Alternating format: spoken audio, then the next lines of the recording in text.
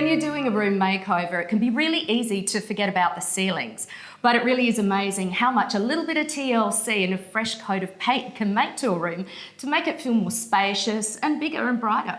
And renewing your ceilings can be a lot simpler than you think, particularly if you follow a two-step process. Before we apply our paint to our ceiling, we need to do a little bit of preparation. We've got our drop sheets on the floor, I've got my trusty pole sander here, and we're going to give the ceiling a sand for two reasons. One, to help the paint stick, and secondly, to get a smoother finish. Once we've sanded the whole ceiling, we'll dust it off, and then we're good to go.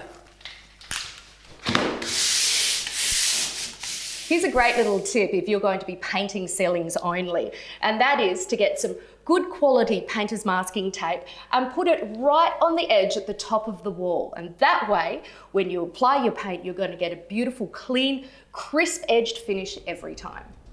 Okay, so we're all taped up and ready to go. What's a really good way to cut in? Load my brush, but because I've got a lot of paint on it, I put that in the middle of the bowl of the cornice. Because now, with less paint on the brush, it's so much easier to get that underneath lip of the cornice without throwing too much paint onto the masking tape, yeah?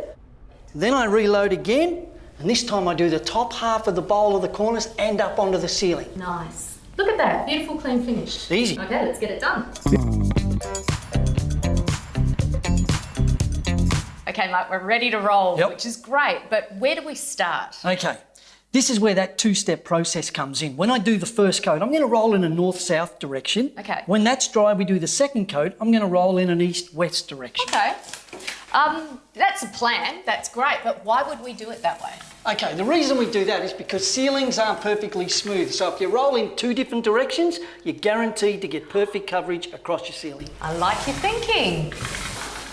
Now what I'm doing here is, for this coat, I'm pretending there's an imaginary line right down the middle of the ceiling. And I did my first roller load to the middle of that ceiling, and now I'm doing the other side of the wall, coming into that, joining the two sections together. Okay, so we've finished up getting our second coat of cutting in on, and I've just finished rolling out the east-west direction on the ceiling, and Mark's taken off the tape, and this room is already looking so much bigger and brighter. Looks amazing. I mean, seriously, who knew that it was this easy to renew into?